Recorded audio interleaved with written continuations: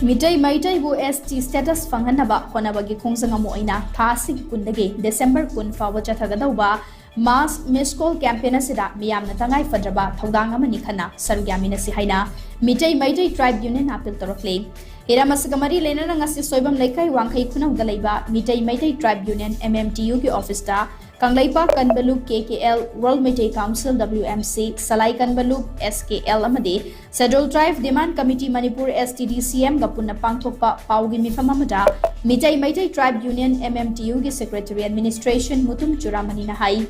Inan Constitution gi ngaklo fangnaba Meetei bu Federal Tribe list chalhanduna tungkoiba afaba Manipur amatam thamhongnaba changsilakliba khongjamgi saruk amoina Mass Miss Call Campaign for Inclusion of Meetei in Federal Tribe List of Indian Constitution Campaign asi hudokpane. Tha asigi kundagi hauduna December kun fawba tha ama chukna chathagadaba Mass Miss Call Campaign gi manungda miyamna poster campaign da yauriba number 8732042511 asida Miss Call piduna saruk yabiyo. Miss Call piba loiraba tungda laifam mingna chingba hangbagi message sama lakane maduda miyamna mensinduna thajinbiyo. Campaign asida miyoi lak manga henbana saruk yaduna Meetei bu ST list chanduna ST gi fangfam thokpa hak sing handaki matang asida sungsoi soidana fangna bahonasi loinana chapchana ST list status fangani haibigi thazaba chapchana lai haiki adumna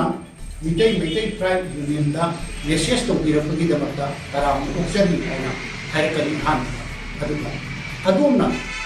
adumgi le amadi bing sungsoi soidana message forward to copy ganu hagat chali haina maina yamda sadi voice message to kalakani atamduna akoigi message awriba visual pb ba silingaw sili services na sina haiba forward to hegi ne pam hegi ne pb ko masi pb ko matunda badu all records inje ko da legani maduna hegi center da na ko ni niam sida ko kari no pe ST so chande do yu masi ko ta niam te ya mo to re te am influence dai re ha madaya khangni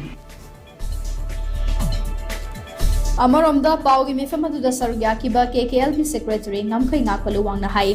Meitei gi puwari thagwang na leirabasu hausikti iramdama sida furup asi aduki matik khudong thiningai oiba fibam amada leirakpadage kubna khana nainaraba matungda tungda lakadaba mirol sing asi kandaba yade haibigi firep ama lauduna Indian Constitution gi ST list chalhanduna Constitution na piriba safeguard asi laudaba yade haibigi pandamda khongjang asi changsilapane maramaduna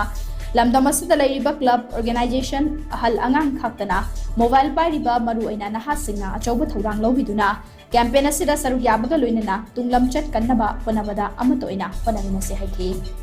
mobile ajale pairaba mobile ki kelo kanaba bhajana khangaba chalina soda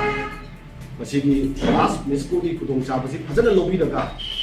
tungda lai future kanbada susoi soidana anbada first initiative se apna hala hala lobi hu hai se apni sigi apni president se thamjari aduga idam masida library ba koi ki club mara pai bi organization adagi local body sing leibu bipu kudimangna haibu miskol asi ai amuka su den chingjage laiba November gi tang kun dagina December gi tang kun phabugi manungda chathaga ba haibu mass miskol program asida lekai da leibi ba idam dam gi leibi ba naha dagina han boy makna haibu program asi soitana saruk yabiu